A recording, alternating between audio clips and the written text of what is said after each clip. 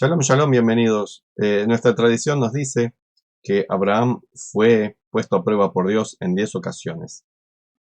Y el Maimónides nos da una lista de esas 10 tomando en cuenta la Torah escrita. Hay otros que cuentan con otras narraciones que se encuentran en la Torah oral y nos dan otra lista, pero esta es la que hizo Maimónides. Y es muy interesante notar que Abraham, aquel que recibió la bendición de Dios, bendiciones de Dios, promesas de Dios, diciendo, tú serás bendito, quien te bendiga te bendecirá, quien te maldiga será maldito, tú tienes el poder de bendecir y el poder de maldecir, tú serás una gran nación, de ti saldrán multitudes, tú serás el poseedor de la tierra de Israel, en aquel momento usurpada por los cananeos, así que la llamaban Eretz Kenán, igual que los palestinos usurpan la tierra de Israel, y algunos la quieren llamar Palestina. Bueno, en aquella época los cananeos usurpaban la tierra de Eber, el patriarca de los israelitas, y la querían llamar Eretz Canán, la tierra de los cananeos. Este Abraham, que tenía todas esas promesas, todas esas bendiciones, tuvo que sufrir 10 pruebas difíciles, y veremos en cada una de estas pruebas cómo precisamente las bendiciones, las promesas eran puestas a prueba, y Abraham tenía la oportunidad en cualquiera de estas 10 de decir, basta, yo no tengo más relación con este Dios que me promete cosas y no las cumple. Se supone que tenemos una alianza, se supone que estamos acá haciendo un trabajo en conjunto, somos socios, y pasa el tiempo y todo es un desastre, porque Dios promete cosas y no las cumple. Todo lo que se supone que es una bendición al final no ocurre. Vamos a la primera, Lej Leja Marceja. La primera prueba era dejar todo lo que ya tenía. En ese caso todavía Abraham no tenía ninguna promesa de parte de Dios. Acá Abraham tuvo que hacer el gran esfuerzo de decir, ok, mira, voy a dejar toda mi vida, 75 años, hasta que me pude establecer, que le costó bastante porque hubo muchas dificultades, voy a dejar todo porque este Dios ignoto, hasta ese momento él lo había pensado, lo había imaginado, pero no había tenido un encuentro con este Dios. Ahora Dios se le había aparecido proféticamente, le había dicho, vete a la tierra que te mostraré, pero tienes que dejar todo lo que tienes acá. Y Abraham tenía que dejar todo, su familia, sus posesiones, todo, irse él solito con lo que tenía puesto rumbo a la tierra prometida. Se fue cumpliendo lo que Dios le había dicho, aunque él tenía sus motivos para dudar, porque nuevamente era una voz en su cabeza, no tenía nada que demostrar que era Dios. Y luego, la gente que lo siguió, y ahí Abraham les dijo, ok, ustedes vienen conmigo, yo voy con ustedes. Abraham cumplió eso de irse solo, pero la gente lo quiso acompañar y él se fue y llevaron sus cosas también. Entonces, acá la primera prueba es dejar todo y ir rumbo a esa tierra ignota. ¿Acaso no era más fácil que Dios le dijera, por ejemplo, mira, esta es la tierra que te pertenece a tu antepasado Eber, es la tierra que Terach, tu papá, quería ir, su plan de hacer aliá, de ir a la tierra de Israel, fracasó por esto, por aquello, se quedó en el camino, vos también, porque sos el hijo que ibas con él, pero acá por delante está la tierra de Israel, te espera, mirá, estas son las fotos de esta tierra, vení, yo te acompaño, vení, tomá posesión de ella. No, en ningún momento fue así, sino que era, andá por tu propio medio, solo, dejá todo lo que tenés y manejate en esa tierra que no conoces. Y Abraham lo hizo. Ni bien llegó a la tierra que le había prometido, la tierra que él iba a ser bendito, que iba a ser propia de él, que iba a ser rico allá, que iba a ser próspero, que iba a tener todas las bendiciones posibles, que iba a criar una familia multitudinaria. De repente hay una hambre terrible y que hace Abraham, tiene que descender de la tierra prometida. Él podría haber dicho, Dios, ¿no me dijiste que iba a haber una tierra buena para mí, para mis descendientes? Esta es la promesa, sí la cumplís. Pero ¿qué hizo Abraham? Dijo, si hay comida en Egipto, iré a Egipto, no tengo más remedio, iré allá y cuando pueda volveré. Tenía la oportunidad de romper este pacto que había hecho con Dios, pero no lo hizo. Y luego, cuando llegó a Egipto, fue tomada Sara, su esposa, por el rey, llevada para que sea esposa del rey. Y Abraham no tuvo más remedio que callarse la boca y aceptar la situación, cuando había recibido una promesa de parte de Dios de que iba a tener hijos con Sara, muchos descendientes de parte de Sara. Y como ahora iba a ser llevado a la casa del faraón y él estaba en una situación peligrosa, era otra vez un momento para enojarse con Dios y decir, Dios, ¿qué pasa? Y aparte, Abraham no era que tenía el poder de maldecir y bendecir a la gente, era la ocasión para que él demostrara, decía, te maldigo, faraón, en el nombre del Señor, estás maldito. Y quedarse con su esposa, y quedarse con Egipto si quería, pero no, quedó callado, tuvo que engañar a la gente para poder zafar de esa situación tan terrible en la que estaba metido, y tratar de que le hicieran el menos daño posible a Sara y a él.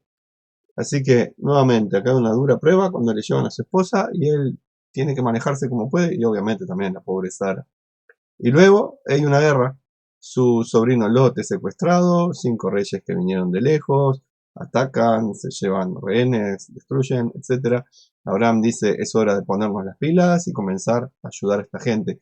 Y nuevamente, Abraham podía haber dicho, Dios, no era que yo tenía el poder de maldecir, maldigo a esos reyes y que se mueran en el camino y que Lot, mi sobrino, sea liberado. Pero no, Abraham tuvo que contratar un ejército, alentarlos, ir, rescatar a Lot, rescatar a la otra gente, no pedir nada a cambio porque no lo hacía por plata, dejarlos libres, y tuvo que luchar por esto. Y no era fácil porque no eran reyesitos del barrio, eran 4 potencias esos reyes. Era como si Uruguay luchara contra la OTAN hoy en día.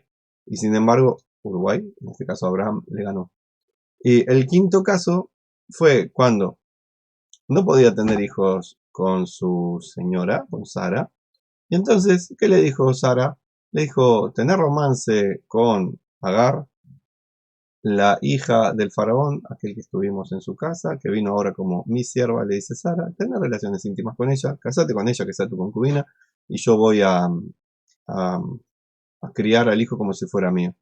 Y entonces sabemos que esa situación no funcionó mucho, nuevamente generó conflictos, Abraham que quería vivir en paz, tener su gran familia, su tierra, su tranquilidad, no, y hubo acá todo un tipo de complicaciones, cuando Abraham podía haber dicho, Dios, no me prometiste multitud de descendientes, ¿dónde está? ¿Qué me estás haciendo esperar?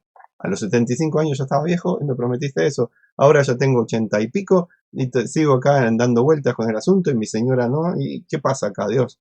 Me estás engañando, pasa el tiempo y no hay promesa, cumplimiento de promesa. Y luego, a los 99, Dios le dice, circuncidate. No es una operación sencilla, tiene sus riesgos, en aquella época muchos más que ahora, evidentemente, no había antibacteriales, no había antibióticos, no había anestesia, no había profilaxis, y era un señor mayor y tuvo que hacerse la circuncisión. Dios no podía haber pedido algo más sencillo para sellar el pacto, no le podía haber dicho, pinta tu casa eh, con la sangre de un cordero, no le podía haber dicho, creo en el profeta y no sé cuánto, no le podía haber dicho, no sé, visita un templo en un monte, alguna cosa, no, Dios le pidió que se corte su parte íntima, el prepucio, y no era una cuestión fácil, sin embargo lo hizo. Y acá Abraham podía haber dicho, tantas cosas podía haber dicho Abraham, como, ¿por qué me seguís dando vueltas, Dios? ¿Por qué? ¿Por qué? A los 75 te me apareciste, te me revelaste, tengo 99, ya pasaron 24 años, ¿y qué es de todo esto? Y luego, nuevamente, Sara fue tomada por un rey, en este caso Abimelech, el rey de Gerar, y acá podemos decir lo mismo que con el faraón. Abraham podía haber dicho, te maldigo, Abimelech, en el nombre del Señor, y devuélveme a mi señora. Pero no, tuvo que esperar a que Dios se apiadara y que en sueño le mostrara y fuera una peste a la casa de Abimelech, etc. Y él rezar por Abimelech, todo complicado. Por acá le decimos a asuntos así, es remar en dulce de leche. Por si no entienden, es cuando las cosas son complicadas y uno tiene que remar y más complicado se hace. Y en vez de avanzar, uno como que se queda ahí, como que no avanza, no avanza. Y luego, ¿cuál es la octava? Cuando ya tenía su hijo, cuando ya tenía a su hijo, tuvo que echar a la empleada. ¿Y qué pasó? ¿Quería echar a su empleada? No quería. Y luego tuvo que echar a su hijo Ismael también. Y no quería echar a su hijo Ismael. Él quería a los dos. Obviamente quería a Sara. Obviamente que luego cuando tuvo Ismael quería a su hijo, perdón, a su hijo Isaac. También quería a Ismael, pero más lo quería Isaac. No era que un hijo iba a quitarle el amor por el otro. Pero tuvo que echar a la sierva en su momento. Y luego tuvo que echar a la sierva y al hijo. Más complicaciones en su familia, más complicaciones en su vida, en vez de tener una vida plácida y cómoda. Y por último, la última de las 10 que menciona Maimónides es la que da Isaac, cuando Dios le dijo, nuevamente le dijo, andate a la tierra de Moriah, allá elevame a tu hijo. Abraham entendió que era hacerlo en sacrificio, y este hijo no era un pibito chiquito, tenía 37 años ya. La gente piensa que tiene 3, 7, 8, pero tenía 37. Y era un señor grande, y Abraham ya estaba grande, también tenía 137 años, su esposa tenía 127, ya no era posible, aparentemente, tener nuevos hijos. Si mataba a Isaac, no tenía nietos, no tenía más descendientes. Entonces, ¿qué quedaba de todas las promesas de Dios? Que iba a tener multitud de descendientes y que iban a ser de parte de Sara. Porque Ismael sí tenía hijos. Ismael, el padre de los musulmanes. Pero no era por ahí que venía la bendición al mundo. Venía por el lado de Isaac. Y acá Dios entendió a Abraham que le pedía que lo matara. Y no había descendientes de parte de Isaac. Y sin embargo, Abraham, sin pensar en su futuro, sino en cumplir lo que Dios le dijo, fue a morir dispuesto a sacrificar a su hijo. Al final no era sacrificarlo, sino elevarlo. Mostrar el camino para la elevación espiritual. En cada una de estas ocasiones, Abraham tenía la oportunidad de enojarse con Dios, de rechazar esta alianza tan extraña que tenía con Dios, cómo Dios dilataba la cosa y las promesas no se cumplían. De hecho, la tierra de Israel no fue hasta que llegaron los descendientes, varias generaciones después, los que entraron con Yoshua, y también ahí costó entrar en la tierra, tomarla, vivir en paz. No hubo paz hasta la época del rey Salomón, porque en la época del rey David había conflictos, y luego el rey Salomón, al poco tiempo de morir, ya había conflictos nuevamente. Son como que demostraciones de que uno, por más que tenga las promesas de Dios, no tiene que estar en casa esperando que las bendiciones se cumplan por sí solas. Uno tiene que poner de su parte. Si vienen los reyes malignos a hacer lío, uno tiene que salir a la guerra y defenderse. Si viene alguno a armar un jaleo en la casa de uno, uno tiene que hacer lo posible por defenderse, uno tiene que hacer lo posible por trabajar, por conseguir que la bendición se cumpla. No es esperar sentado que la bendición llegue y se cumpla, sino uno tiene que hacer su parte, porque Dios hace su parte. Es una sociedad en conjunto. Y las cosas no se dan cuando uno quiere, ni el universo se orquesta para que las cosas sucedan porque uno lo desea, ni si uno piensa bien, todo estará bien, sino que uno tiene que hacer su mayor esfuerzo, confiar en que Dios hace su parte, uno hace su parte y esperar que el otro haga su parte también. Y de esa manera el equilibrio funcionará. Si no, mientras tanto, seguiremos viviendo en estas pruebas, las pruebas de decir, tenemos todo para que se cumplan las promesas, pero no se cumplen. ¿Qué hacemos? ¿Tiramos el tablero y empezamos un nuevo juego? ¿Nos olvidamos de todo? ¿Negamos todo? ¿O con constancia, con dedicación, con humildad, seguimos adelante? Son las cuestiones que nos deja el patriarca Abraham para que reflexionemos y avancemos en nuestra vida en un camino de espiritualidad. De mi parte, te deseo lo mejor para ti, para los tuyos. Shalom y bendiciones.